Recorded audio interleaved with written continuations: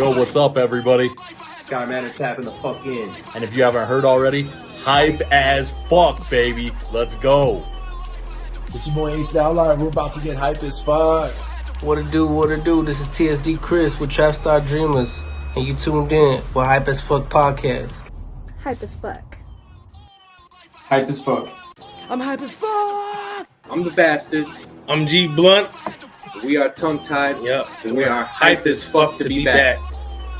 What's up, Jesse? I want to take a second at the beginning of this, and I just want to give you your flowers. Gladly be kicked out just because you came and said hello. Are you ready? Because I know I'm ready. Are you ready to get hype as fuck? Hype as fuck. Hype as fuck. You're you're actually like our family for life. And even seeing you do the pod and stuff, like I'm proud of you. Like you're out there and like you do your shit. Like as soon as I saw you, I like wanted to hug you because you've been there, like you've been there for us. Like you're not just regular to me. You're Madback Jackson. Well, shout out to Hyper's Fuck Promotions. Shout out to Madback Jackson. He's mad whack. Let's get hype as fuck, yeah? Hype as fuck. Hype as fuck. Hype as fuck. Hype as fuck. Hype as fuck. It's Rocky Rob. It's time to get hype as fuck. But your boy Master K, be sure to tap him for hype as fuck. Let's get it. Jill. Jesse, get hype as fuck. What up? I'm hype as fuck. Let's go. Fuck yeah, let's go. Rawr. This is Toddy and you're watching Hype as fuck.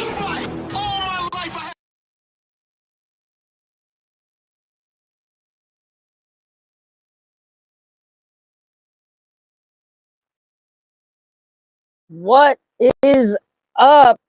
Welcome to another episode of Get Hype AF Podcast. I am your host, Madwack Jackson, and today I have, in my personal opinion, the biggest guest I've ever had on this show. So do your thing, you guys.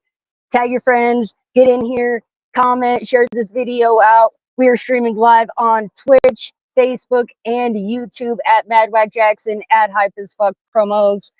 So without wasting any more time, without further ado, let me welcome the man, Jehry Robinson. Yo, what's good? Madwack Jackson, what's going on?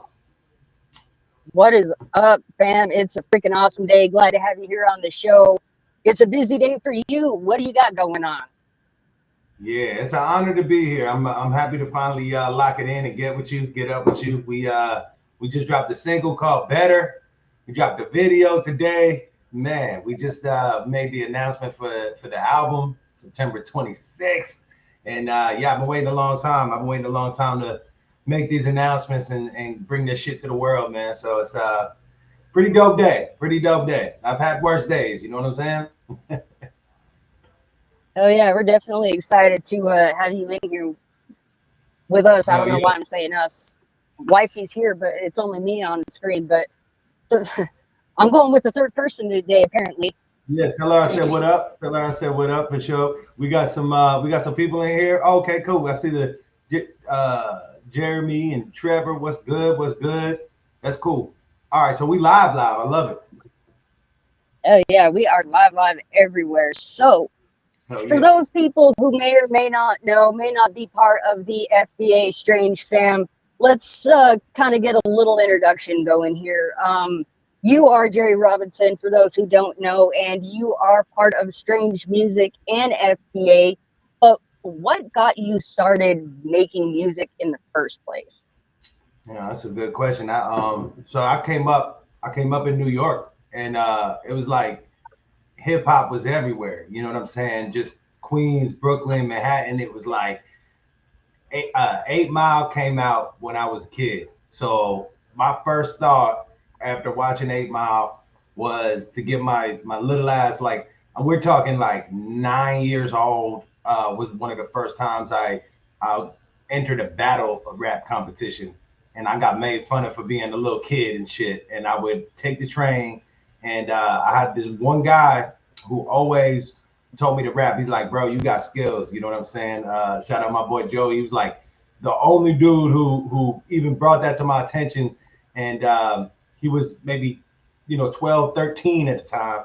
And I was like 9, 10. And he would, we would go on the train and go into Queens, go into Brooklyn, and I'd sign up for rap battles. I thought I was B-Rabbit and shit. You know what I'm saying? Like that was my introduction into music. And it wasn't easy to, especially being so young, being this little white kid running around the hood trying to get it in every fucking battle like crazy.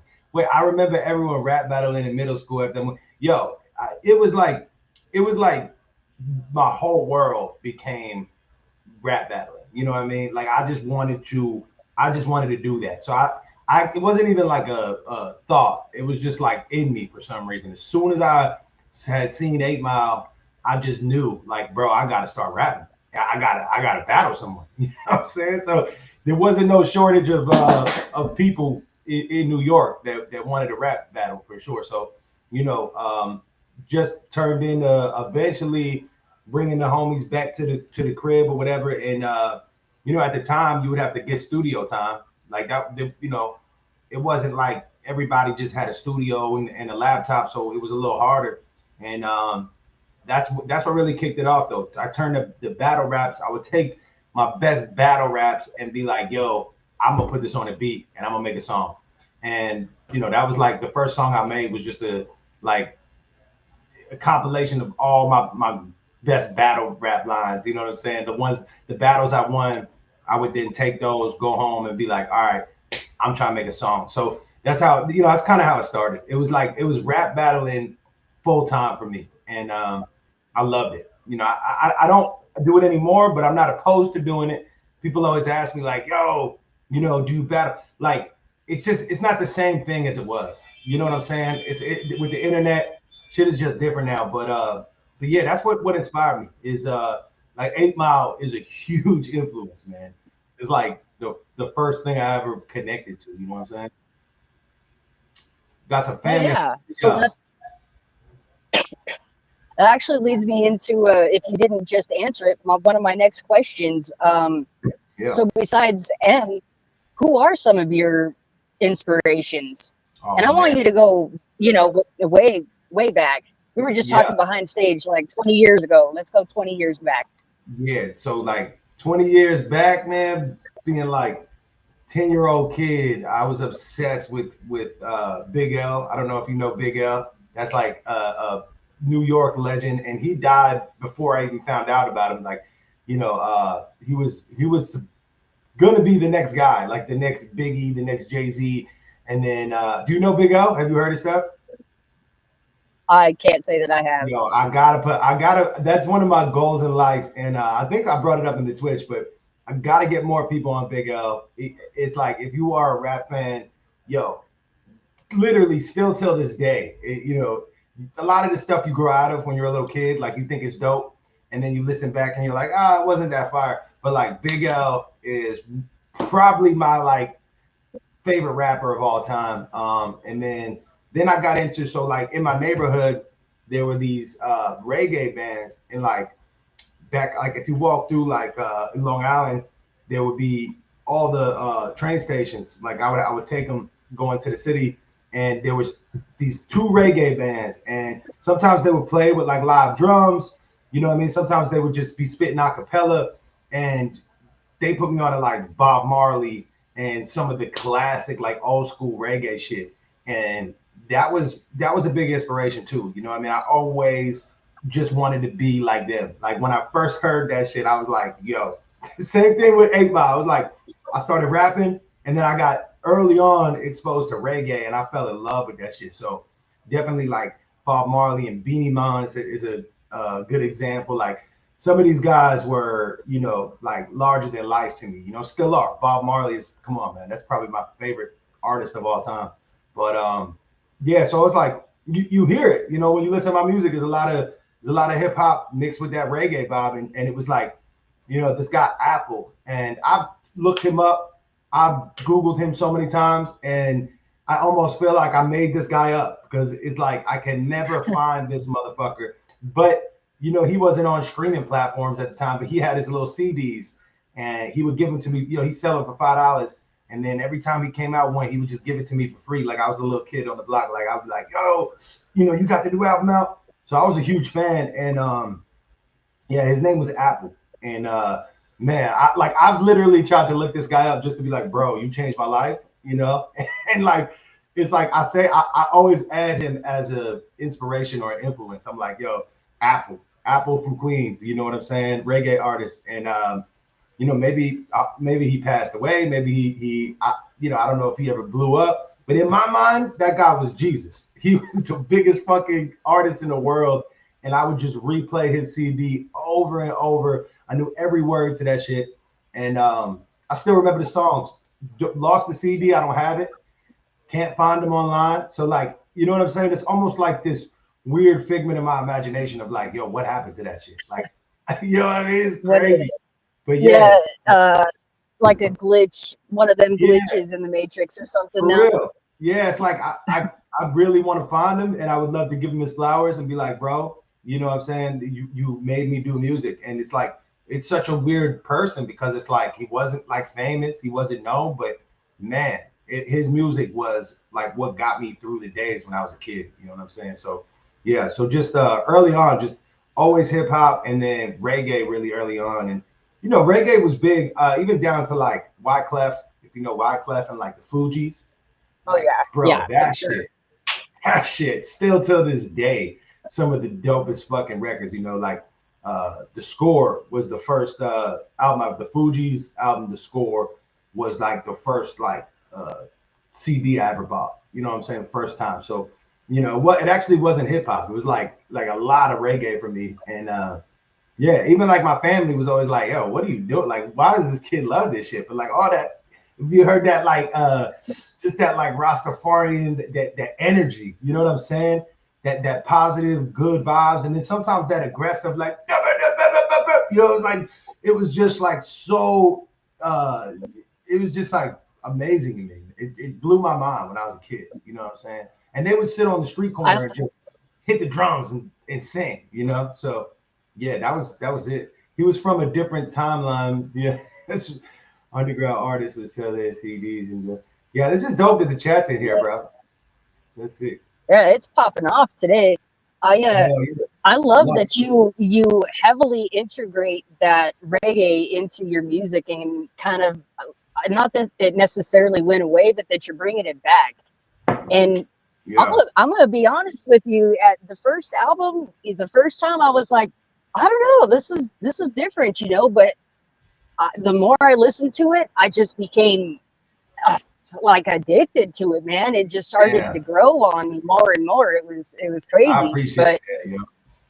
Yeah, man. And now I'm just. But it was different, and that's like, yeah, exactly. I think we're missing that. Like, yeah, we're missing like people are a little afraid to be different. You know what I'm saying? And like, even like the song I just dropped, Better. It's like I started messing with country, right? Always did hip hop. You know, learned how to rap. That was my numero uno. It was like, let's rap. And then like lately I've been exploring with the country shit. And it's like with that song, like I just read a comment on there. Someone's like, yo, this is like country reggae hip hop. And it's like, I don't know if anybody really is doing that. You know what I'm saying? That's just like my weird ass, like, I don't know. All the influences. Now I'm out in Nashville. I got the country vibes. It's like, so you hear that song and it's like, people will be like, oh yeah, you know, it's country. But it's like, if you listen, like there's like some Afro beats drums in there, like that's something that you're not going to hear in a hip hop record or a country record. You know what I'm saying? And then it's all kind of infused. So yeah, I can't get away from reggae. Even when I started doing more, you know, rock or country type shit, people still were like, yo, I love the reggae. It's like when I sing, for some reason, people always call it reggae. You know what I'm saying? Like no matter what I do, you know, like the song Pay Me, like you ain't gotta pay me. It like feels like, to me, it feels like rock and roll or country. And people still be like, yo, I like the reggae vibe. And I'm like, yo, where you getting reggae from on this song? Like, how the fuck does that even come through? But I think it's just from when I was a kid and just watching those guys on the street corner just singing their heart out. It was just pure expression. You know what I'm saying? It was like I didn't even know what they were saying. You know, they were like speaking a different language, but you know, it didn't matter. It was just the energy of it. You know what I'm saying? It was just the vibe. So yeah. So I got early on though, that's this is a question for you and my viewers, because anyone, I want to know your guys' opinion. Compared to other artists in New York, would you personally think that you stand out and have a very different sound? Or, you know, and I want my viewers, if any of you are familiar with you know, other New York artists, I want your input and your opinion. Is, you know, I feel like you have a New York dialect, but it's so, even if you don't even realize it, it is so heavily reggae saturated, you would almost think that you came from an island, bro. Like, honest to God. Yeah. Well, you know, I do come from an island. I come from Long Island, right? So although it's not a Caribbean island, and it's kind of ghetto / beautiful at the same time, but technically from an island, but yeah, I think there was like just in my neighborhood there was a lot of we had a lot of like people like Haitian people, you know what I'm saying? I don't want to say it wrong. It's Bahamian, people from the Bahamas are I believe it's Bahamian is how you say it. But yeah, just like Trinidad as well. And like a lot of my best friends growing up, you know what I'm saying, were from Haiti and all over the map. So, you know, the music just hit me. It was like, I like didn't belong in that, but for some reason I was there. You know what I'm saying? Like I'd be like hanging out with my homies and like just be this fucking pale ass white kid, and everybody got dreads, and you know they're all sitting around like rocking some fucking bongos and singing some shit. It's like, man, I didn't notice the difference for a while. I'm like, man, you know what I mean? Like I'm singing like y'all, and then it's like you were living, step out to the world, people like you're living your own version of 8 Mile over there. You didn't even realize it, man. Facts.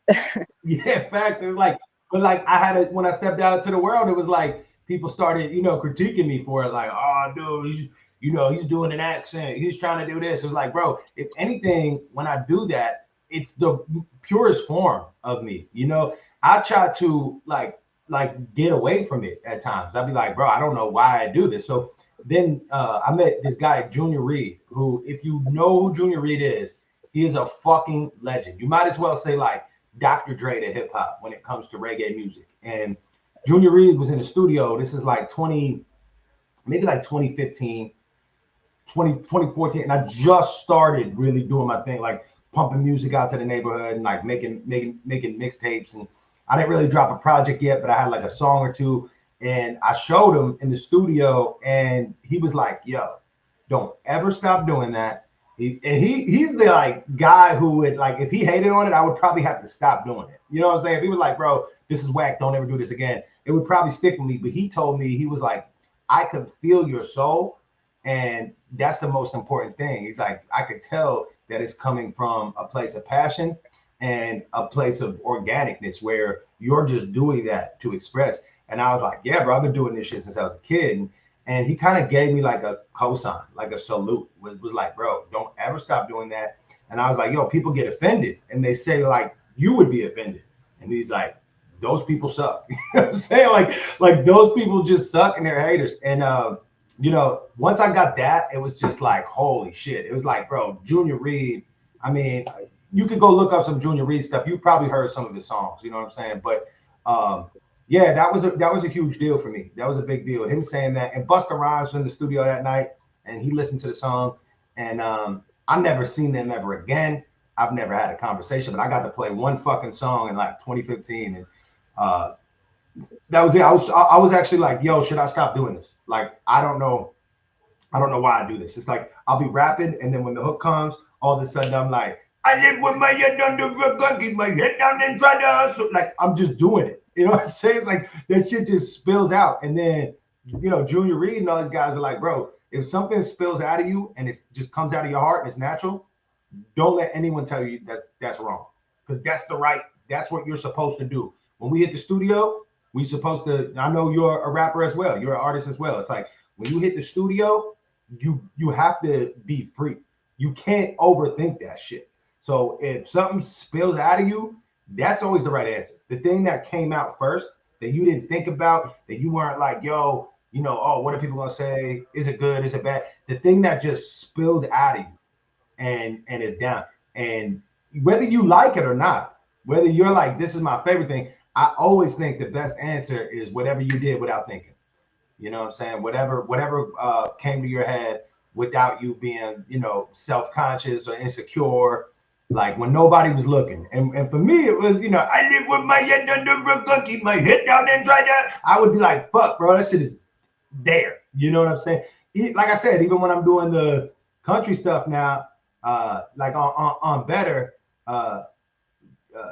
I know you could have done better. It's like I'm trying to sing like rock country, and it's like, no, that shit is still reggae, dog. You know what I'm saying? It still feels like reggae. So I don't take it away and I don't think about it. It's like, nah, Junior Reed told me that's the right fucking answer. It's like that's what spilled out of me on that mic, and that's authentic, Yeah, so it said the authentic you. Yo, baby girl Aisha's in here, dude. What's up, Kristen? We got Brandon. I see some big questions maybe, or some big I don't know how to like navigate the chat, but I saw a bunch of blurbs.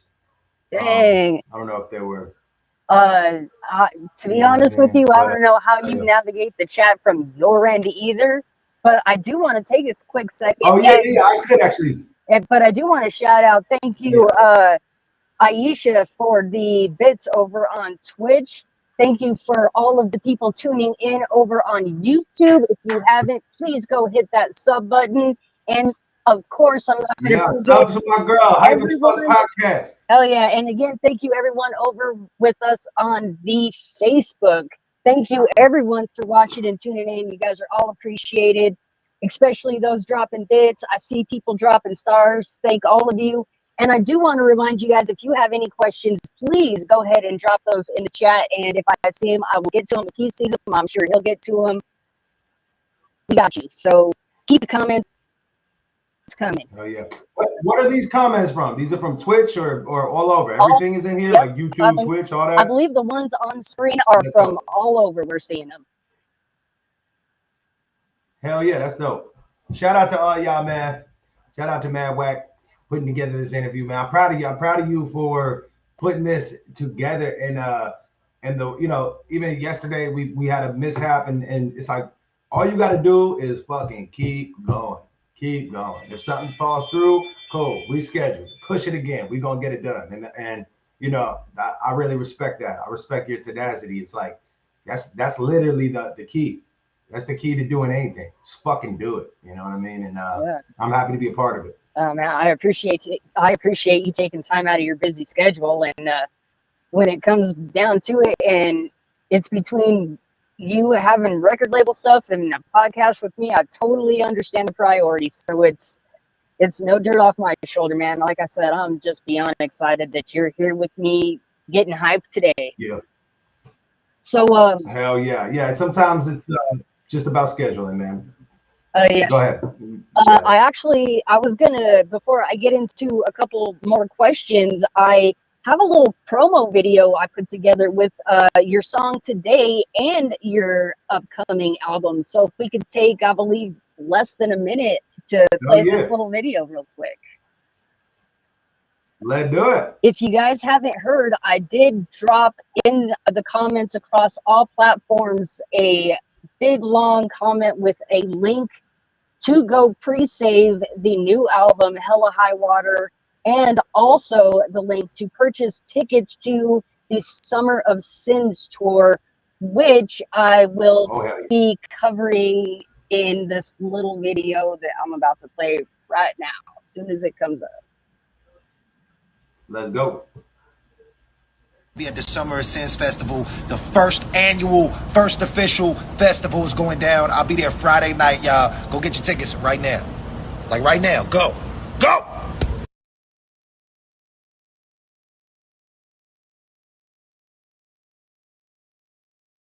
Okay, we get it. You're so much better. You've just been better than me my whole life. I'm so pathetic. I'm never gonna get it. Sometimes I feel like maybe alright.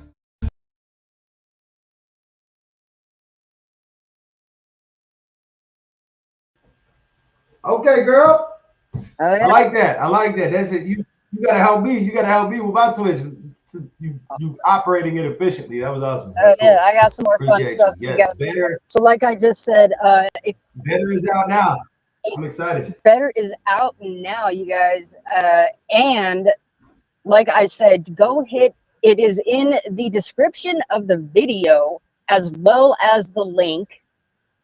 And if my freaking restream will work, I have another scan code that should be popping up with a link also to pre-save the album. Here we go. Right there in the corner. There you go. Yeah, you got it. Yep. Take a screenshot. Yeah. Go pre-save the album. Go screenshot. Anybody watching? Scan that little code right there, and that will take you directly to pre-save the brand new album. And on top of it, you made that. I mean, I don't even have that. Oh yeah, all this is custom. And then down here on the bottom half of the screen, if you screenshot or again scan that little QR code with your phone, that link will take you directly to the Summer of Sins page where you can purchase tickets to see Jehry performing live there. Pretty much, if I'm correct, basically you hit like headliner status, right? Yeah. We're doing Friday night with my man Honest Av, who's killing the game right now. He's dope as fuck. I've never got to meet him in person, so that's gonna be cool. But yeah, I'll be on right before Honest Av, one of the last acts of the night, which is an honor. I don't know if you know DJ Highlight, but he's been out there with Jelly Roll and Post Malone, killing it. He's Jelly's like original DJ. They came up from day uno, and along with DJ Chill. But Jelly got two DJs, which that's just gangster right there. He got two fucking DJs, and he's just a real as fuck, man. Like I know Highlight took a break, and then he went and had to get another DJ. He got DJ Chill for a while, and then Highlight came back, and he brought him back into the fold, and he goes out there. Highlight is like a DJ Khaled type of hype man. Like he's like the, let's go. He's got that fucking energy. So there's no better person to throw a festival, in my opinion. It's like the perfect thing that Highlight could have done is make his own festival, because he's got the greatest energy every time. So yeah, it's pretty dope. Katie Johnson, I see Shelly Jackson, Hear No Evil. Word up, man. It's dope. You got some family here. I love it. Yeah. Love it. That's my producer right there, that Hear No Evil. Shout out to you, man, and my mama, Madwack Jackson, Shelly, or Mama Madwack. Thank y'all for the love, man. Yeah. Has everybody seen the video? I hope everybody in here has seen the new video. Better. It's doing really well. I just went through the comments.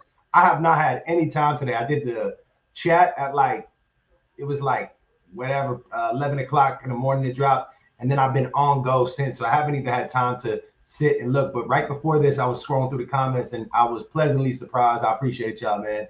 You're just waiting for it. There's always gonna be a couple of haters in there and shit, but sometimes I'm like so blessed. You wait a couple of hours and you look at the comments and you kind of cringe before you go in. Like, yo, I don't know what the fuck people are gonna be saying about this shit. Every time, it never goes away. It's like. You never know. But shout out to you, Robert. People were dragging.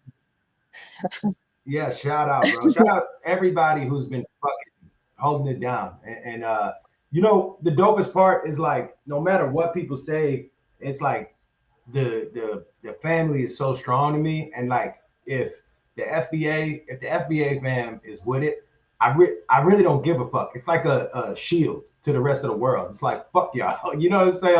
Like these are my people. This is why I do this. And then if anyone got some shit to say, it's like, you ain't even a part of the shit.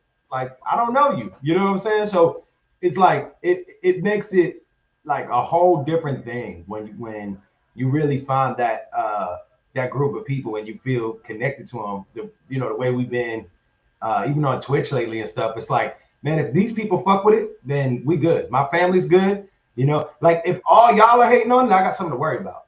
You know what I'm saying? If the FBA fam starts telling me, yo, this single is whack as fuck, we all ain't like, that's when I'll be like, okay, I gotta check myself. But it's cool because it's like, you know, I'll see somebody say some slick shit and then there'll be fucking 3 comments below it like, bro, fuck you, rotting, you know what I'm saying? So that's probably one of the most flattering things in the world, to see people like come to bat when you're not looking. Like they don't even expect me to see some of that shit, and y'all go so hard, you know what I'm saying, just to be like, fuck you, motherfucker. And sometimes I'm like, yo, take it easy. Like he was just giving an opinion, it's all good. But it's nice to see people go to bat like that, man. It's like, you know, and I would do the same for any of y'all, you know what I'm saying? So but yeah, it was all positive pretty much. It was like 98% positive feedback on the video today. So I was stoked to see that shit. So one of the questions I like to ask is how you deal with haters, which you pretty much just asked. So I kind of want to rearrange the question a little bit and kind of more ask you for your advice to new and upcoming artists who are just now experiencing that artist hate for the first time. How do you learn to block that shit out and just get over it? What are some tips? The biggest thing I would say, like the simplest answer, the easiest answer is like, don't read the comments. Dude. You know what I'm saying? Don't even read them, because you know some of the best advice I got. It's one of Tech Nine's homies when I first started working with Strange. He said, when they say you're the best ever and you're amazing, don't listen. It's not true. When they say that you're the worst ever and you suck, don't listen. It's not true. Because either way, it's like, don't let your head get too big and don't start believing all the good shit either. You don't walk around like, I'm the great. You know, you can't do that all the time. It's like, just don't let it affect you either way, whether it's a good comment or a bad comment. Don't let that be you know, the decision maker. How people feel. Like, you got to stay true to your shit. You got to put out your shit. And if it feels right in your heart, like we were just saying with the reggae influence shit, it just comes out, it spills out. So then I gotta have the balls to be like, here, fucking take it. Say what you will about it. You know what I'm saying? Critique it how you want. And that's the advice that I give to everyone, is just do your thing, focus on what you are doing, and focus on, and I put up a post like a week or two ago when I met Macklemore in New York City.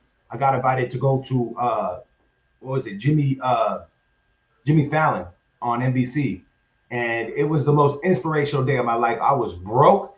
It was the worst day ever. And one of my homies called me, and he was like, "Yo, I got a link or whatever. I got a pass for you." And he Jason Koenig is part of Macklemore's team, and he does all of his videos, and you know, he helps on like the management end. He's an awesome dude. And he was like, "Yo, I got a pass for you." And actually, when I got there, he was like, "Yo, my bad. I thought I can get you in, but I can't." So I went there. I went to NBC Studios thinking I was gonna go see Jimmy Fallon or whatever. And when I got there, it was like, "Yo, we can't get you in, actually." I was like, "Damn." So I waited outside with Tara. I was like, "Fuck." It was like such a shitty day. But my homie actually worked at NBC. He was a fucking stagehand, right? So he like plugged in all the wires for like Saturday Night Live and all that shit. And I knew he did that for a while, but I didn't know exactly what he did. But I just texted him. I said, "Bro, I need the biggest favor ever right now. I need to get on the 4th floor. I don't know how it works, but I got to meet Macklemore right now." And he was like, "Let me see what I could do." So he brings me into fucking NBC. We go up to the 4th floor, and he's like, "Yo, once you get in here," he's like, "if you get kicked out, I didn't do it." Like, he's like, "Just whatever, just walk out casually. I'm gonna act like, you know, when it stops on there, you walk out." He said, if they kick you out, it's on you. I said, "All right, bet." So I walk out, the door opens, and I see Macklemore and my homie Jason, who was the one that tried to get me the pass in the first place. And he was like, he looked at me like, "Yo," he's like, "I don't got the pass for you." I'm like, and he was like, "Come on." And I just rolled with them, and I got to walk in with Macklemore and just felt like I was part of the team for a second. So it was a dope day, and it was super inspirational. And a lot of people hate on Macklemore. I know he gets a lot of flack, but at the end of the day, that's what he told me was, yo, I had 300 fans. And when I say that, I mean, like, I had 300 followers. And I knew, like, these people have come to shows. They're really waiting on this next album. I had no budget to fucking finish the studio time. I had nothing. And he was like, bro, just focus on those 300 people. And we started calling them FBA. Like, that was it. That was the whole Famous by Association. That's how it originally started. With those 300, we called it the first 300. And I don't know if you were, if you've ever seen that or whatever, but that's our story. Is the first 300 story is so real, because it was like we literally had 300 fucking people, and that was it. And that's enough to give you like feedback, right? That's enough to like really start feeling like when I'm in the studio, I'm actually making it for someone. I'm not just making it hoping somebody fucking listens. I got 300 people, and at the time, it was like I was embarrassed to say I only got 300 people. I would be like, yeah, I think it's probably like 1,000 people, but it was like 200-300. And Macklemore saying, yo, lock in. He said, just literally when you make a post on social media, because I was like, man, I feel like, my shit ain't gonna do well, or it ain't gonna blow up. He was like, when you make a post on social media, talk to the 300 people. Fuck everybody else. Like, that's all you're addressing. And when I started doing that, more people from the outside started, like, hey, bro, I want to be a part of this. What is this? Like, how come I'm not part of the first 300? You know what I'm saying? So it was like, I would be like, yo, to my first 300, and they'd be like, yo, I want to be a first 300. That's how it really started. So yeah, it's that's my advice. It's like, people want to worry about all the haters and shit. It's like, if you got 5 comments and 4 of them are people hating on you, but you got one motherfucker in that comment section that's like, yo, this is dope. Bro, lock in with that person. Fuck those other 4 people. Like, they don't matter. You know what I'm saying? You got one person who thinks it's dope, hit him up. Be like, yo, thank you, man. Thank you for listening. What'd you like about it? Did you, well, the second verse was kind of weird. All right, thank you. So it's like, that's how I started, and that's how I handle the hate. It's like, when I see the hate, I go down and there's somebody saying something nice. I'm focused on that person. It's like, fuck that guy. You know what I mean? It's easier said than done. Sometimes they just drag. I saw some comments on my cover. People like, this cover, that's cover. It's never gets easier. Every time it's like, you motherfucker. Like, you want to write back and be like, man, fuck you, dog. You don't get the vision. You don't know what I was trying to do. You know what I'm saying? Like, it's so easy to just get caught up in the trap of that. But yeah, you just got to fight it and put all that energy towards making the people who actually care happy.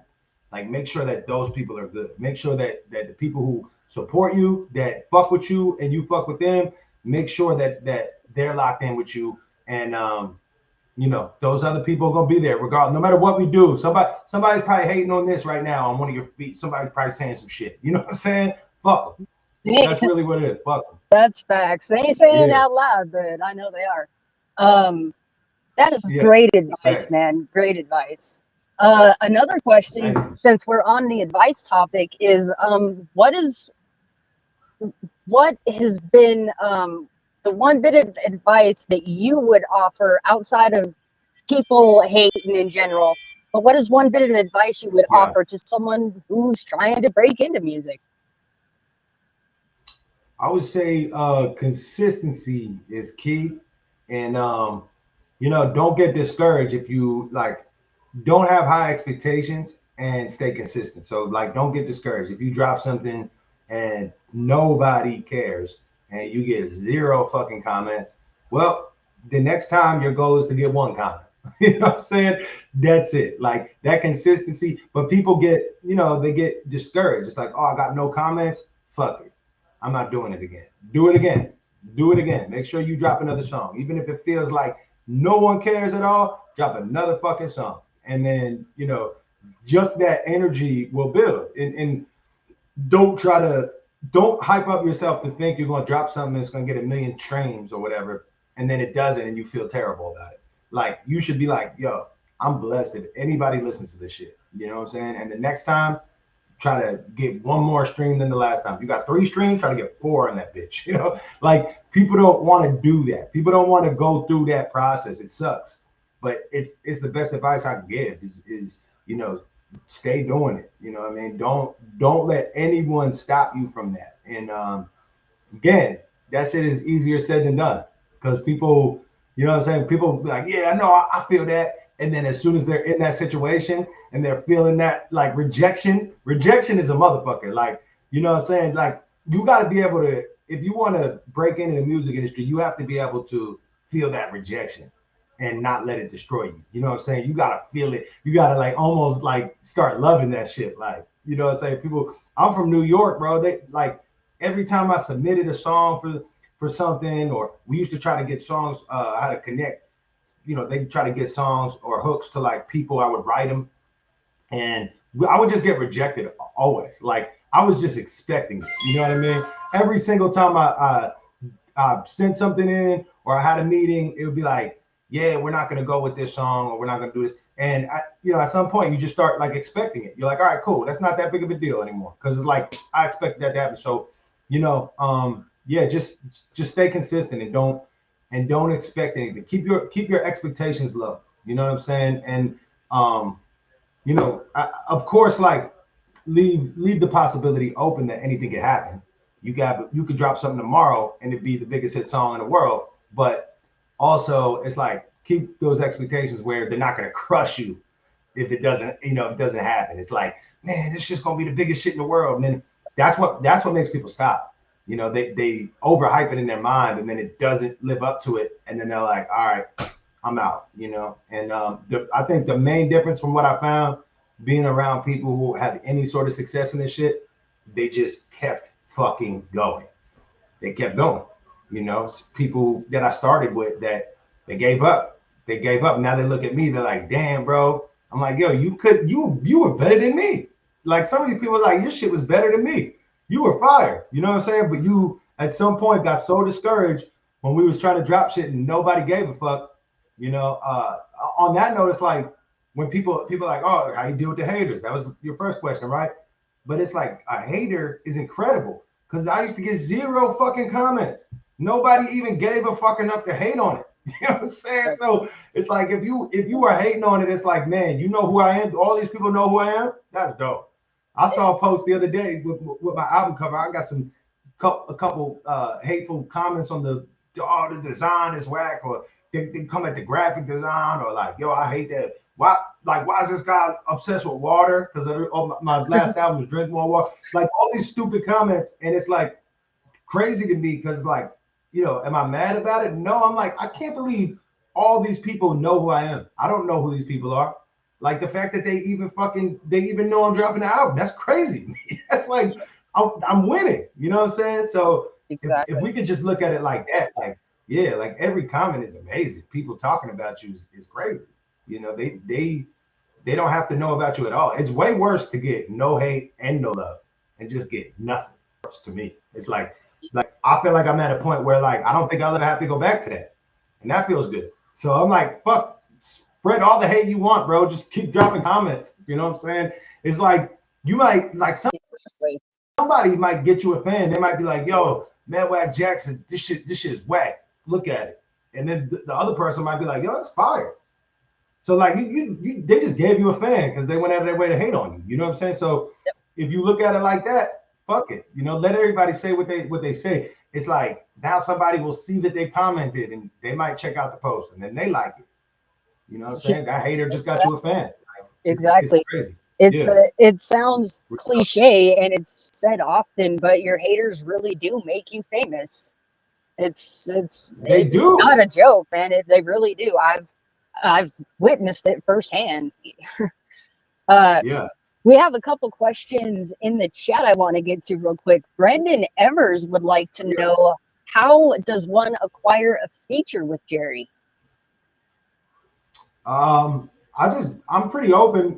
You know, if somebody's got an idea or a song, I give Tara's got the email for features and all the bookings and shit, and you know, I check them out. That's where I start. I'm always like, bro, if I don't like your song, I'm not gonna do it. There's no, you know, money or anything that's gonna make me do a song that I don't want to do. You know, it's like people send me shit. One guy sent me something. It's a white dude dropping the N-word the whole song. I said, bro, I don't care how much money you got. I'm not getting on the song. I don't like the way you talking like that. Don't sound right to me. You know, to each his own, whatever. But I'm not gonna get on that song with you. So, you know, all you got to do is reach out. You know, DM me or DM FBA or Tara, and we start with like I'm always like, yo, send me the song. Just send me the song. If I'm feeling it, we'll go from there. You know what I'm saying? If it's something that I feel like I can be involved in or I can get down with, then yeah, you know, we go from there. Song first though, always. All right, so there you guys go. If you're looking to get a feature with Jehry, have a song ready and hit up the manager, probably Tara at FBA Management, if you don't know.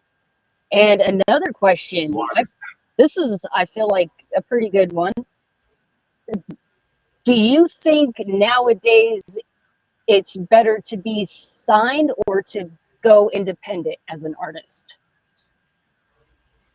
Good question. I think it really depends on, you know, what you're looking to do, and you know, everybody's situation is so unique. So it's like, you know, depending on what type of person you are and what you're looking to do, it's kind of like saying like what's better, like a Android or an iPhone. You know, some people will swear up and down fucking Android is better than iPhone or vice versa, right? It's like, well, when it comes to having a label, it's sort of the same thing. It's like if you find a good team that you're comfortable with, and you know, like at Strange, they allow me to do my crazy reggae, country, whatever the fuck I want to do when I'm feeling something and I'm just being an artist.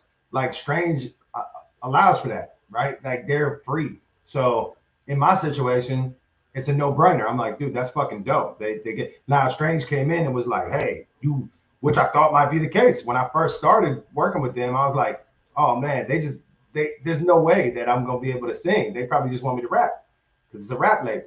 And you know, Tech walked in after hearing my album. I submitted it. He went through the whole thing. He's like, I want you to do that. I want you to do whatever the fuck you want to do. You know what I'm saying? Because that's what's going to be successful is, you know, having our artists do whatever comes out of their soul. And I said, fuck yeah, dude. And that was a lot of the basis on why I was signed. But, you know, again, that's a unicorn. Like Strange is fucking rare. You know what I'm saying? That's one of one to me. So, you know, would I have signed with a label that made me do something that I didn't want to do, or, you know what I'm saying? No. I actually was very anti-label for a while. Before Strange, we were doing our thing with FBA, and FBA is not a label. FBA is like a management company. We call it. You know, like it's not a label. Now it's a fucking family. Now it's like a clique. It's a gang, bro. But it turned into that. But when we started FBA, the whole thing was like, yo, fuck everybody. I don't want anybody to have anything to do with my music. And even if it fails and it never grows, I'm gonna keep fucking my 300 people. You know what I'm saying? Like if my fan base never grows and we keep dropping albums for these 300 people for the rest of my life, I'm in. So you know, if you're in that predicament where I was, I think there's value to both. There's value to having full creative control and being able to do whatever you want, but then sometimes there's value in bringing a label in and getting that expertise sometimes, or just, you know, they help with a lot of stuff, like even just the rollouts. They taught me how to organize everything and put it together on a schedule. Like artists aren't really good at scheduling most of the time. Like, you know what I'm saying? Like even yesterday, prime example, right? It's like my schedule gets crazy sometimes and it's hard to keep everything in order. So, you know, if you're someone who's not good at that and you don't have a team that's good at that, you might want to probably sign with a label. You know, and fuck all that bullshit. Like people are like, oh, fuck I used to be like that. Fuck the labels, you know, fuck labels. But I opened up more and I realized like, yo, for some artists, it makes more sense to be on a label. You know, if you're the type of person that could like organize your schedule and keep everything, God bless you. But not really my forte. You know what I'm saying? Like I'd rather focus on the music, you know. So Sure. Yeah, but you know, so depends on the artist, you know what I mean? Exactly. There's not a one size fits all answer, you know, do what feels best 100%. for you. All right. This is going to be a tough one, and I don't know if you can answer this one without offending anyone, but I'm going to take a whack at it. What is your favorite feature so far? What's your favorite feature so far? So feature that I got or feature I was on? Either one, man. Okay. I'll probably say I got a song called Daddy Issues with Jelly Roll. That's probably my favorite feature, solely because I've never had somebody like connect with the song so much. And I had just met Jelly and I played him the song. We were in the room and like I could feel his emotion towards it. And I could feel that like I struck that chord with him. And it was just an emotional, and that song is like super emotional to me. That's like to my little baby niece, you know what I'm saying? And like it was such a chaotic time, and the song kind of was like therapeutic. And then when Jelly came in, it just sealed the deal and made the song fucking perfect. And then watching Jelly from there do what he's done, dude, I gotta say that's probably my favorite feature of all time. You know, and the inspiration of just like getting to meet Jelly, put him on a song, and then watching what he's done. Man, I'm blessed that I get to work with him. You know what I'm saying? Real talk. Oh yeah. But yeah, that would probably be all time. But then I would go close second, like probably Todd Daylight when Tech Nine saying I only fuck with elites on his own and just saying that shit. Yeah, that one might take the cake. So it's a toss up. It's a toss up between those two for sure. Oh yeah. So you already mentioned your song with Jelly being emotional, and I know that you have quite a few emotional tracks. But considering you have a whole in the works, what is your most to date for you personally? I would probably say my song Michael off 2020. I don't know if you've ever heard Michael before. Oh yeah. That was like I wrote that right after my cousin died. So like I got off the phone and we went to the wake. It was a really quick process. It was like within like, you know, it was like boom, boom, boom. Like we found out, and then I forget for whatever reason they kind of had to rush the wake and the funeral and stuff. So I was still like I had my dress shoes on from the funeral when I wrote that song, and I went home and you know, we just started strumming the guitar. My boy was over. He started strumming that little fucking guitar line, and that shit just spilled out of me. It was just like I didn't even change my suit. I still literally recorded with the suit from the funeral.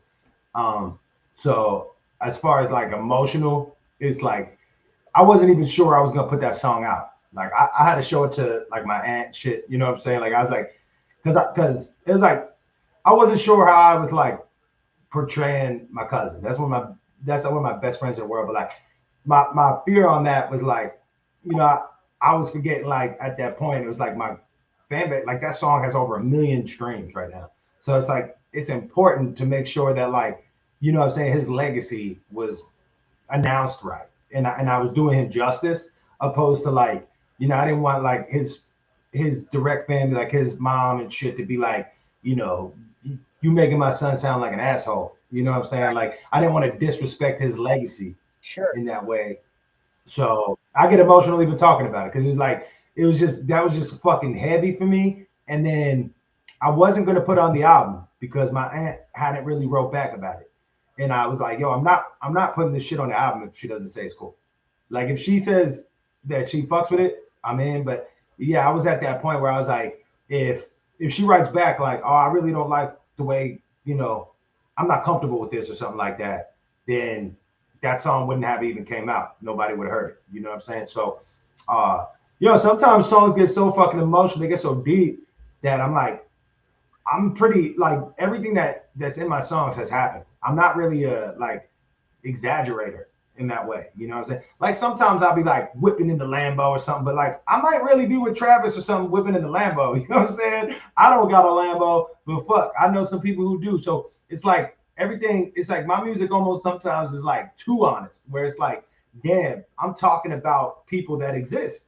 You know, even like Daddy Issues, for instance, I got Jelly Roll on a song with you know, about my niece and her daddy leaving. Like that's a real person. That guy's out there. You know what I'm saying? And we all make mistakes and shit. Like he left her. He's actually doing better now. Like he's back in her life and, you know, he's trying to do the right thing.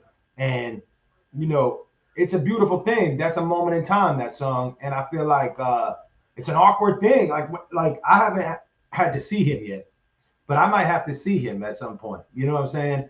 And you know, I'm pretty sure he knows that Jelly Roll and Jehry Robinson are on the song singing about him being an asshole to his kid.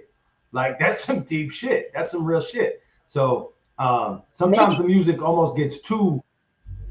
Yeah, but maybe, you know, maybe that was the one thing that it took to we'll never know, but maybe that's the one thing it took to flip that switch and make him want to make that change. You know, you never know. Exactly. Yeah, we'll never know. You know, maybe one day he'll say that. Maybe one day we'll come to that, you know, thing. But you know, at that point, I was ready to whoop his ass.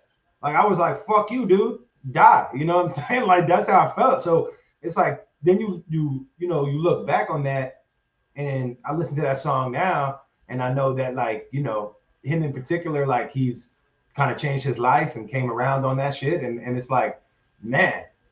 Maybe I shouldn't have fucking put that song out. It's crazy, but you know, it's not like I mentioned any names per se, but you know, at the time I only had one niece, so you know what the fuck I'm talking about, you know what I'm saying? And you know, when it comes to that, it's like, you know, yes, it is crazy. It is crazy. It's like I forget until I gotta like pick the songs, because when I make an album, my process is like I make like 150 songs. You know what I'm saying? I just create songs all day. And then when I gotta make an album and pick 20 of them, it's like that's the hardest process for me, is to be like, bro, which ones, like how am I supposed to know? I love them all. You know what I'm saying? Like it's like, how am I supposed to know which ones are supposed to go on the fucking album? Like which ones are more special? You know what I'm saying? So that's where like you asking if it's good to have a label. Yeah, dude, because I'm like, yo, I got 100 fucking songs here. I need some help. Like if we're gonna put an album out, like we need to pick 20 of these motherfuckers. So I might be picking the wrong ones. I still always feel like I'm picking the wrong ones. But you can't put 100 songs on an album. You can't. It's like we gotta pick 20 songs. You know, that's the way it works. So it's like, actually, one of my goals is to do like a 100-song album, and nobody's ever really done that. I don't know like what it would take or like if it's even possible, but I want to do a 100-song album. I think that's dope. I don't know if anybody's done that. Like, I probably shouldn't even say that in here because it's a dope idea. Yeah, because now everyone's gonna go do it. Yeah, copyrighted. Jehry's idea. Yeah, I've never seen it though. I've never seen anybody say, you know, because today it's a little different with streaming. I feel like you could probably get away with it. Back in the day, you know, when you look at like why there's 20 songs, it was like a physical thing on a CD, a cassette, whatever. On a record, that was it. You were only allowed like 120 minutes of audio. That's why. So now it's like, wait, we drop on Spotify and iTunes and shit. Like you don't do a CD version, obviously, of that 100-song album. You only do it online. You know what I'm saying? And I don't see why not. I don't see why you can't do something like that. You know. And I have so many fucking songs, and it's like it's kind of like something that keeps me up at night type shit. Because I'm like, bro, I kind of want to put out like every song I ever made. Like, why am I not putting these songs out? For what reason? Because it's like we could only pick 20 songs for the album, and that's not strange or anything. That's just like the way it is. Like that's how people submit albums. You know, they're 25. So I've seen people do like 28, 30 even. I've seen, but like I'm like, yo, how come you can't do a 100-song album? You know what I'm saying? That'd be fucking dope. Like call it like, I don't know, call it like a 100-song album. Like that's what I would call it. Fucking, you know, but yeah. So anyway, that was a long-winded way to answer that. But most emotional shit is sometimes too emotional, where I'm like, fuck, you know, maybe I shouldn't even have put that out. I'm always gonna make it because it's like my journal. It's like therapy, but putting it out is a whole nother thing. You know what I'm saying? For sure. Kind of crazy. I could probably ruin someone's life, you know, like with the amount of streams I'm getting these days, it's like I could fucking ruin that guy's life for saying that shit, probably. You know what I mean? I don't want to, you know, that's why I definitely don't say names or anything like that. But like Eminem, bro, that motherfucker was saying names. He's like, D'Angelo Bailey used to beat him up when he was a kid. And then that guy sued him for $1 million and won because he said his name. And he was like, yo, he used to shove me in the locker, da-da-da. And then the guy was like, bro, I can't get a job, da-da-da. Like, you know what I mean? Like, he was probably full of shit, but he was saying like it ruined his whole fucking life.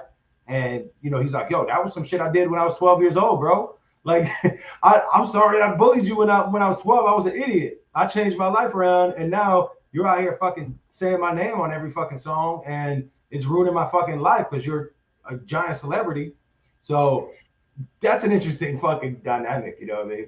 Crazy. Yeah, it really is. And you know, it takes. Yeah, I don't think people understand that there's that other layer element to making and putting out music that you have to consider. Like, you can't go put out a song like you just said and possibly ruin someone's life. You need to be very particular in your wording, and if you're going to make some kind of statement that could possibly affect someone, like, it's not just, some of us do it. I know some artists who are just out there throwing the N-word around and using people's names left and right. But you know, if you want to, I feel like if you want to make it as a big mainstream artist, or make it as someone who people want to be around, you need to find that, like you need to find that balance of speaking truth but not being a fucking asshole, you know? Yeah, for real. And it's you know, like when I'm making a song, my first thought isn't like putting it out at all. I'm just making it. I'm just, like I said before, doing whatever the fuck comes out. I'm getting in the studio, I'm feeling away, and then I'm expressing. So, you know, then when it comes down to like, oh shit, like a song like Michael, I was like, wait, are we putting that on the album? I'm like, I can't put this on the album. You know what I'm saying? Like, yeah. And then like everyone's like, yeah, dude, like that's what you're supposed to fucking, you know, that's what you're supposed to put on the album. Like, that's real life. I'm like, yeah, you're right. Okay. But sometimes it's so damn personal that I'm like, bro, this is fucking crazy. Like, you know, I'm damn near like mentioning names and talking about people. Sometimes I have to take the name out of the song. Be like, okay, let me just change that real quick because I'm saying the fucking name. You know what I mean? So, yeah, most of the stuff you hear is like pretty much if you hear a verse, it's like that shit happened. You know, that's my real life. You know, good or bad. Oh yeah. All right, so I know you're a busy man, so I don't want to drag this on too long. So I want to remind my viewers again to drop some questions if you guys have them. I do see one actually. What would you say to someone who has songs written but is afraid to hear their own voice, so they get scared to record? I would say just keep trying to break through to that, and also when you are recording, kind of back to what I just said, like you have to think about releasing it when you're recording. You know what I mean? Like to break through that, probably just let yourself know that like only you're gonna hear this shit. You know what I mean? You're the only person that's gonna hear it. And then when you get comfortable enough where you hear it back, it's like, because what are you scared of? Are you scared of like when you play it back and cringe? Because everybody kind of cringes when they hear their own voice.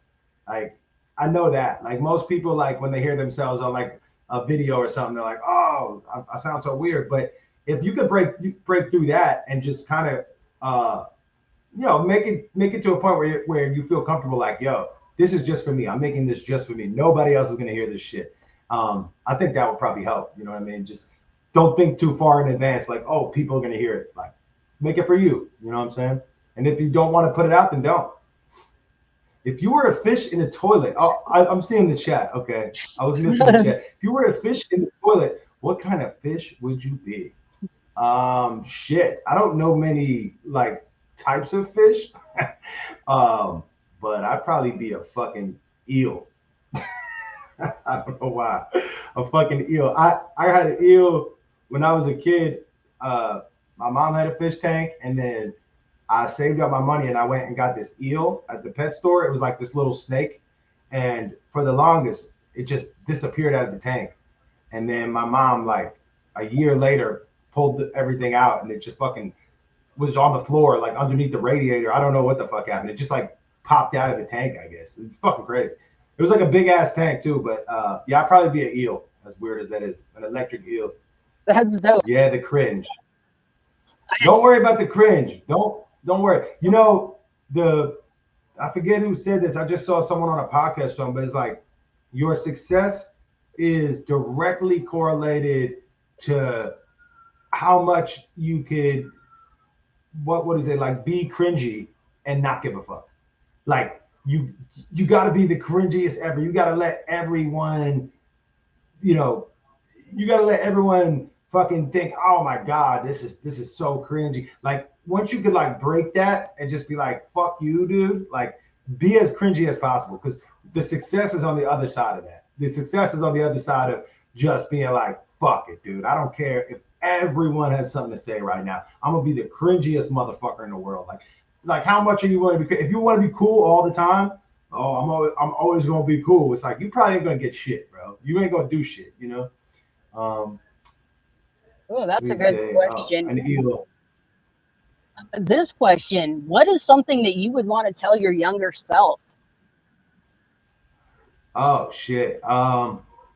I would tell my younger self to chill the fuck out a little bit, because I was way fucking anxious and depressed all the time and just fucking overthinking. So I would just be like, yo, chill the fuck out, bro. It's not that bad. You're gonna be okay. But super hard on myself. Still am, but like when I was younger, I was so fucking hard on myself. So I would just be like, bro, relax, calm down. I say in the song now, Happy Days, wish when I was younger, I say that like I can go back and let myself know that everything's good. You know what I mean? It's an interesting one. Oh yeah. All right. So some more of my questions, and this is where we get into the hype part. I want to know what one of your favorite songs is, but I want to know what your favorite song to do live is. Oh, okay, cool. So one of my songs, you saying? Yeah. What's your favorite song to do live? So my favorite song to do live is probably No Happy Days. No Happy Days is fucking magical. I think you've been there, like the small, were you at like Oscar Blues or anything, like the little basement joints? I did a couple small, like intimate shows. My homie Cameron Widow and I opened up for you at that venue, at that show. At Yeah, Oscar Blues. Yep.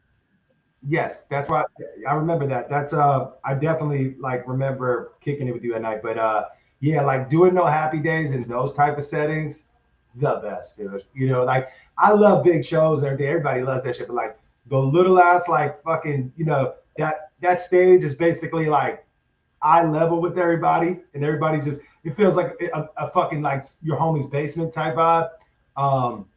That shit, and then you know having everybody sing along on all the songs, but that song in particular, I feel like it really hits people, bro. It really, I could feel the energy when I do it, and I know that song helps a lot of people. So yeah, I would say No Happy Days for sure. Oh, yeah. All right, and just overall in general, in your life experience, which I'm sure is full of a ton of these, but I want to know, what is one of your most hype moments? I don't care what it is. I would say most hype moment, easy. Red Rocks. I got to perform at fucking Red Rocks, and I've been dreaming about that shit for a long time. So that was surreal, and I fucking blacked out and just like hardly even remember doing the show. I just fucking like lost all train of thought and then went on autopilot doing that motherfucker. But I would say that was the hypest shit. I got off stage like, woo! Shit fucking, that shit gave me, 6 months of like writing power. It's like a video game, like my writing power after doing Red Rocks, it was like I was on 10. I was like, bro, like I started writing my whole fucking next album. So yeah, I'd have to say performing at Red Rocks, man. That was fucking insane. You know what's so cool? Number one. So cool that is one of your most hype moments, because I was at that show too. It was on my birthday, and what makes it so hype for me is I was in line at the top of the line waiting to meet you and Tara, and some shit got all messed up. But right after you guys walked away, again, my homie Widow turned around and to announce to basically the entire crowd waiting in line, and you know what the line is like. and the entire fucking line at Red Rocks for a Strange Music show sang me happy fucking birthday. So that is so dope. That is up there on so my that was an high. amazing memory for you too. Yeah, that's one of my most Hell high yeah, that's moments fucking too. dope. I've never heard that. I've never heard that story, and I don't remember. Did we connected? We that weren't night? no, we weren't able to connect that night. It was too crazy. It was chaotic. But like, yeah, that night, like I said, I don't remember if we did it because I was fucking on like cloud nine. I felt like I just floated through that whole fucking night, dude, and I was killing it. I don't know what I was doing, but I was fucking killing it. I was just like, everything was, I woke up the next morning like, yo, did that happen? That really happened? Fuck yeah, dude. That was fucking, but yeah, so that's awesome. That was your birthday. That's great. Oh yeah. Love that. So I only got 2 more questions. So viewers, this is your chance to get them in. Number 1, man, where do you think you're gonna? Where do you want to be in 5 years? I want to be fucking global. Like, I want to bring the music past the U.S. I want to go to Europe. I definitely want to tour Europe. I want to tour all over the world, and I just want to grow. Like, I used to say like a Grammy is like the ultimate thing, but I don't know how much I actually really give a fuck about a Grammy per se anymore. But I'll take it. You know what I'm saying? But just growing and reaching more people with the fucking music. So like, if I could take me where I was 5 years ago and see where I've been, and then double that, like do that again in the next 5 years, what I did in the past 5 years, that's the goal. You know what I'm saying? Take what I have now and double it, triple it even, you know what I'm saying? And just keep growing, keep dropping albums. Like Tech Nine got what, 20, I don't want to botch it, but I think it's 28 albums. That's fucking crazy. I have fucking arguably 3. So when I see stuff like that, I'm like, holy shit, man, I got 3 fucking albums. This guy got, I technically, I got 2 mixtapes, dude. I got like 5, but I got 5 albums. This motherfucker got 28. I might even be at like 30 by now. I don't know. But so in the next 5 years, more albums, more music, and same thing though. Same thing. I don't want anything like, yeah, I'm at a point in life where like, I don't want it to change.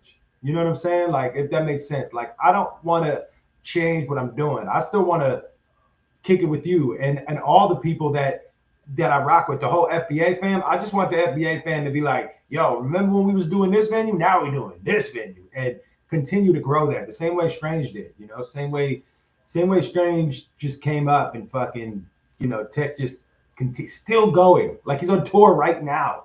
He's on tour as we speak, and he's 53 years old. So it's like, that's fucking so inspirational to me.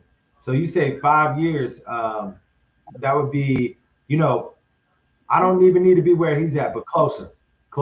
I think Tech is like my role model in a lot of ways for that. It's like, he is so fucking inspirational. He's so powerful, but also he got to a level where like he could still like walk through an airport. You know what I'm saying? Yeah. He's still like a fucking person. I can't explain it. He's a one of one. I don't think. Wait, 42 albums in 29 years. Hell yeah.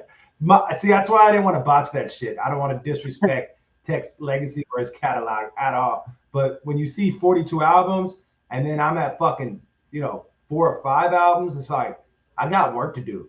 Like, I got a lot of shit to do, you know? And, you know, I'm like, at 30 years old, it's like, I was gonna, if I didn't get anywhere with music, 30 was my cutoff. So that was like, you know, right. And then right before Strange, I'm like, you know, pushing 30, and I got the deal with Strange, and we started working on the album, and I was like, okay, I'm in, I'm good. But I really felt like, yo, if I ain't nowhere by 30, I don't know, it's gonna be hard to keep going. I probably would have still went. That was just like in my head, that stupid fucking number, which don't do that, by the way. That is not good advice. That's just my dumbass always said. Like, I just gave myself that cutoff in my head. Like, yo, I'm gonna quit. I'm gonna quit. And I don't know if I was really capping. I was probably bullshitting myself, to be honest. You know what I'm saying? But yeah, it's like, and then I met Tech, and it's like, bro, Tech is 53, and he's got 49 fucking albums or whatever, 42 albums, and it's like that shit changed my life because it's like, and Tech never had that, like, most Tech Nine fans aren't gonna be like, all right, they got one song. Most artists, you associate them with their one big hit. Tech has like so many songs, so many albums. It's like you can't really like break them down to like, oh, this one song. I mean, he's got a few that are like the bigger ones or whatever. But what I love about Tech is like you ask the whole crowd their favorite song. Everyone says a different song. Yeah. It's not like every person's like, Fragile, I'm here for Fragile. It's like, yeah, people will say that, but there's so many other fucking songs people came to hear. And that inspired me a lot. It was like, we're just in New York, it was like shooting for a hit song. That's all people do. It's like kind of the same out in Nashville where I'm at now. Everyone just wants to get a hit song. Like, we're in the studio, yeah, we're trying to make a hit. And then Tech kind of taught me like, you don't need to make a hit, dog. Like, make a good album. And people will slowly listen to you and grow with you if you do that. You don't need to fucking go in here and be like, oh, I didn't make a hit. I didn't get a number one hit. Fuck, I suck. Like, that shit ain't that important, So 5 years, triple where we're at now. I got 100,000 people on Spotify. I want at least 500,000. In 5 years, we go up. Oh, you're gonna surpass that big time. Shit, I already know. Hell yeah. I did skip a question since it got brought up. If you want to tell us, how old are you? I'm 33. So I took like right before Strange I was going like I was pushing my 30 mark, you know what I'm saying? And I felt like, all right, this is my time. You know what I'm saying? Like, I'm going to get there before 30, you know what I'm saying? And yeah, that was like a big that was just like a big stupid thing. And all artists do this, like all artists do this shit where like you obsess about age, you know what I'm saying? And it's like even Jelly did a speech. He was like 2 years, he was like 40 years old, and he was like the new artist of the year. Like, nobody knew who the fuck he was in the whole commercial world. And he's like, yo, I'm 40 years old, and he won Best New Artist. So it's like you would think like that's an 18-year-old is gonna win that shit. Like a young new guy. He's 40 fucking years old. And that, honestly, the age of artists on the Billboard charts, someone did like a study. This is the oldest artists have ever been, which is crazy. People are, 48, 42, 38, 37, where it used to be like 18, 21, you know what I'm saying? Mm-hmm. So yeah, it's pretty crazy. Pretty crazy shit. I started 3 years ago, and I'm gonna be 40, so age is just a number. Hello. That's just a number. Like, literally, Tech just dropped an album and he's on tour and he's 53 years old. Doesn't matter. People break those stigmas all the time. Jehry Robinson was the best new artist at 40. Crazy. Changed my life. I got a pretty good viewer question I want to squeeze in here real quick. How did you meet Tech? I initially got a meeting with Travis. I wanted to pitch Travis FBA. So I found out about Strange. I watched like a bunch of documentaries and shit.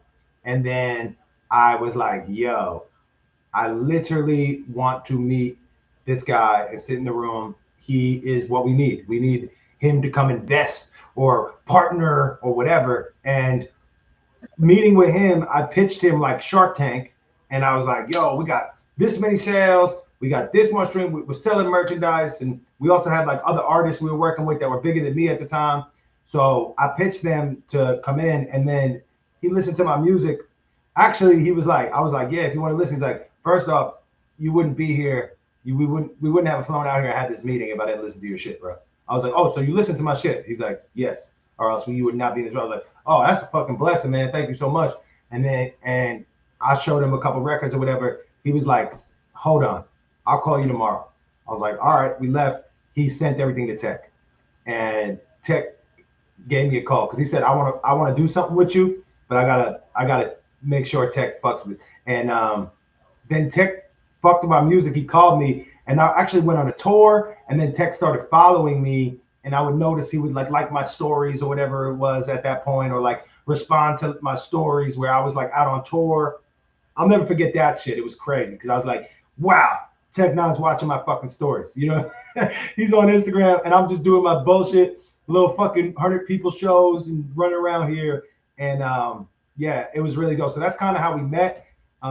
Started with the music, and then you know, him following for a while, going back and forth, a little bit of advice, and then went out to Kansas City, and I never left. I was like, man, fuck it, we're doing this. We did it. I was like, I'm signing. We're making it happen. But yeah, I didn't think that they wanted me to be an artist on the label. I thought maybe Travis would invest, or maybe, you know, help us or whatever. I was just looking for like advice on how to run a management company or a label. And then Tech was like, no, motherfucker, you're an artist. You need to come to Strange Music. And I was like, for real? And I was like a little kid. It was fucking crazy. Yeah. I was kind of at a point where I was like, yeah, it was nuts. That was nuts. So that's kind of how we met. It all started with the music, though. You know what I mean? That's awesome. That is, man, that's cool. Go in there for a business venture. The next thing you know, you're a signed Strange Music artist. Yeah, I actually checked out the label because I didn't know up until like a month before our meeting. I didn't know Strange at all. I've never heard of it. I knew who Tech Nine was. I knew a couple of songs. Like I've heard Tech Nine rap and been like, yo, this motherfucker's a legend. You know, but I did not know about Strange. And then when they said they wanted to sign me, I looked up the label and I looked up all the guys and I was like, yo, you sure you want to sign my fucking soft, emotional ass to come in here? Like, I thought they were like, I was like, you guys sure you want to fuck with me? Like, for real? And Tech was like, yo, we want to work with you. You know what I'm saying? So, yeah. That's crazy. That's hella dope. All right. And one more from our, I think it was from Aisha, wanted to know, when did Tara start DJing for you? Shit. I would say on the Ritz tour, 2023.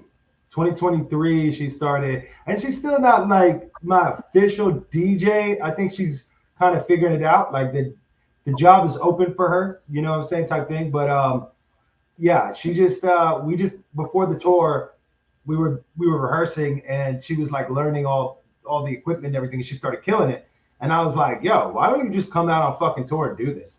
And she was hesitant about it. She's still like, you know, not sure if she loves being on stage and stuff. But yeah, so she's been like unofficially the DJ since 2023. She's done a lot. She's done a lot more shows than most, for sure. Yeah. Yeah. DJ T Money. Oh yeah. Hell yeah. All right, this is the last comment that I'm gonna take from the viewers, because this comment is from one of my subscribers. So shout out to you. You guys always get a shout out on the stream. Shout out Bree Woo, Widow Payne, Ken the Ghost, and my mama Madwack. Special shout out to you. But her question is, are you still considering being a life coach? Oh, yeah. I'm actually so I started the process. It's basically a course, and you have to do a certain number of hours to get the certificate. And yes, I've actually put a pause on the course just because I've been doing a million different things. But yes, I definitely I struggle with it a little bit, because it's like, I feel like if you're a life coach, you should really have it like all figured out. And I don't think I have it all figured out. So I want to become, you know, more successful in myself before I start running around and help people. I feel like I do it anyway. Like when you look up what a life coach is, I do a lot of that shit anyway. And that's what started the whole idea of it. Like if you go through my DMs, it's kind of just like me essentially helping people being a life coach, so to speak. So I kind of unofficially do it all the time. You know what I'm saying? I kind of am a life coach. So I was like, fuck it. If I got to pay for this course and go through these classes, I'll do it. And then I could have it stamped and be like, I'm a certified life coach. So yeah, I'm in the process of it. I'm in the process. But I made a post one time and people hit me up about it all the fucking time. And I just feel weird. Like, you know, I don't know. I wouldn't know what to charge people or how it, like, it doesn't make full sense to me yet. So I'm figuring it out. But yeah, I'm definitely still in the process of it for sure. Oh yeah. All right. Well, that is all the questions I got today. I will sit and chat with you all day, but like I said, I know you're a busy man and probably have a million things to do. So I'm going to go ahead and let you get out of here. But first, the most important and sought out question of Hype as Fuck. You may or may not know I am a dino freak. So I can't end the pod without asking you what your favorite dinosaur is. Oh, nice. I love dinosaurs. I don't know if I've told you that. I fucking love dinosaurs too. Shit, that's a hard one. I would probably say a pterodactyl. Is a fucking, yeah, that shit is so cool. And then I just recently found out like how big they actually were. Like I pictured them smaller, like kind of pictured them like birds, like bird size or like eagle size, right? But they were way fucking bigger than eagles. And yeah, I'm sort of a dino freak too. I like to watch all the stuff where they, have you seen the stuff where they're like, hey, maybe they had fur? Yep. Have you seen that shit? All of them. Yeah, I've seen that shit. I've seen the new movies. I've watched the documentaries. Bro, if you like pterodactyls, I'm gonna give myself a shameless plug right here, right? Go listen to my song with our homie Widow. It's called Jurassic Shuffle. We wrote a whole fucking banger about Widow. Are you talking about Bree Widow Payne? No, Cameron Widow. Okay. Yeah, my dude. Oh, Cameron Widow. Okay. Yeah. I was like, no way, Bree is. I know you probably know Bree. Yep, that's my girl too. That is she's one I just shouted out. She's one of my big subscribers, major supporter. Love her. Yeah, no, you just blew my mind because I thought you were saying that she was on the song too. I was like, she raps. I just didn't know. I was like, all right, cool. But I will check that out. Widow and you. Got you. Yep. Hell yeah. Jurassic Shuffle. I rap about a fucking pterodactyl, bro. It's crazy. Hell yeah. And yo, send me some songs. You know what I mean? If you're working on a project or whatever, even input back and forth, whatever you need, you know what I mean? Like send me some stuff. I'm always open to listen. Like I tell people all the time, like it might take me a second too, because and this is something important I say that like all artists. It's like, bro, do you want to meet me at a club, at a show, at a venue, and put your phone in my ear like this while there's all music, all people talking to me, and go, yo, check out my song?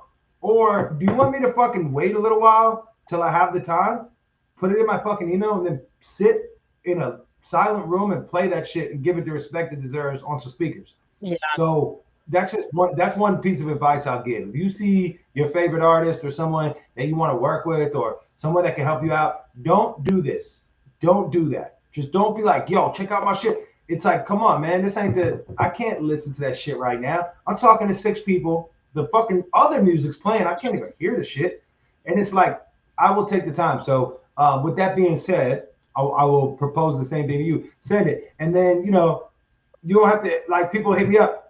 Yo, you listen to it? Like 5 minutes later, it's like, no, bro, I haven't listened to it yet. But like, it's because I don't want to just give it a fucking quick listen. It's like, what I'll do is I'll compile like a bunch of people that I know and love that want me to listen to stuff. And I'll actually put it on a playlist on my fucking iTunes. And then I'll sit and I'll actually listen to it. And I'll actually be like, yo, I really like track 1 and 2. It was dope. Maybe fix the mix on this or bring your vocals up or, come a little harder on the hook. I think you could maybe do something cooler on the hook. I'll give you that type of feedback and lock into your music. Or you could just fucking spam me with it 100 times on fucking a DM or shove your phone in my face. And it's like, I'm not trying to be disrespectful when I say that. It's just like, come on, bro. Like, I can't fucking, it's like people see me driving. Like this one dude in Nashville, I was fucking at Target and this dude ran up to me. I thought he was going to shoot me, dude. He ran up to my car. I'm like, yo, think I'm gonna get shot. And then he pulls out his phone and he's putting his song in my ear. I'm like, bro, you come on, man. Like you didn't even say hello, dude. I thought you were fucking robbing me. I thought he had his phone out like this. I'm like, yo, I went like that. And then he's like, yo, check out my song. You Jehry Robinson, right? I'm like, bro, that ain't it, dog. You know, like that's how you get shot, running up on a motherfucker like that. But anyway, yeah, send it along. For sure. And you won't say it, but I'll say it for you, and I'll take the heat. That is disrespectful. Don't do that shit. It's disrespectful. Yeah, don't do that. Yeah, I'll say it for you, bro. You whatever out. Do not shove your phone in their fucking face, dude. It's so, and especially if they're like, yo, I'm down to listen to it, send it to me. Like, be patient. Be patient. Technon does not want to hear your fucking your phone in his ear. I can guarantee you that. I don't want to hear it. Anybody, Jelly, whoever the fuck. You know what I'm saying? We ain't trying to hear that shit. You know, and if we are, we'll let you know, you know. So I'm letting you know, always open to, you know, send me some stuff. Let me check it out. Yeah, and to my mom's comment to listen to Ivy on Go, he actually has heard that song. It's been about a year, but you reviewed one of my songs with Stevie Stone about a year ago. So I know you've heard my music, and that's fucking awesome. And another thing I was reminded of about the Jurassic Shuffle song that Bree actually just reminded me of. She has interpreted that song for Cameron and I live on stage. I'm not sure if it was interesting. That's crazy. I'm not so she was involved. Yeah, absolutely. I think it might have been the same show at Oscar Blues, but I know that she has interpreted that song for us live on stage. So she's heavy. That's so fucking dope. Shout out. Oh yeah. Shout out to Widow Payne, my girl. She's amazing at that. She's she's done that quite a few times. It's always impressive. Very dope. But yeah, thank you for having me. Everyone in the chat, guys. Fucking love you guys. Go and then share it again, and then share it again. Nobody realizes like how fucking like we don't get any promo. We don't do the radio. You know what I mean? We're not big on like PR and pocket. Like anyone who writes me up or brings me on a podcast like this or whatever, it's always just like personal relationships, people looking out, supporting. So, you know, when we do incredible feats and get 1 million fucking streams on something, even that's strange, it's like, it's all because you guys press the fucking share button, dude. You know what I mean? Like, it's like, there's no other way of doing it. So I'm going to check right now where we're at on the video. But yeah, even if you shared it, share that shit again. You know what I'm saying? Just fucking, especially when it comes out, you know, if you do good on YouTube or Spotify, like the better you do the first day or two, the more it will show people, if that makes sense. So the more shares you get, the more comments you get, the more YouTube's like, yo, let me show more random people. So it's working, guys. I appreciate it. I don't know what the video looks like now, but I feel like it was doing well when I checked. It seems like it's fucking banging. So appreciate that. Oh, yeah. And Summer Sins, love it. Thank you, yo. There you go. Right, appreciate that. Upper corner to pre-save the upcoming album, and bottom link to buy tickets to Summer of Sins. You guys, hit both of those up right after this pod ends, and also the links are in the description of this video across all platforms.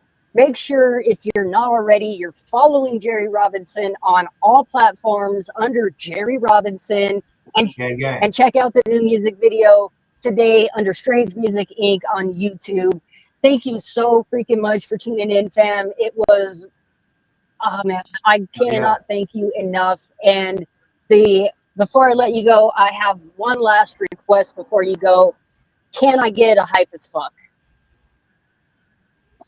Hell yeah. What I just say it into camera? Just give me a hype as fuck and I'll clip it.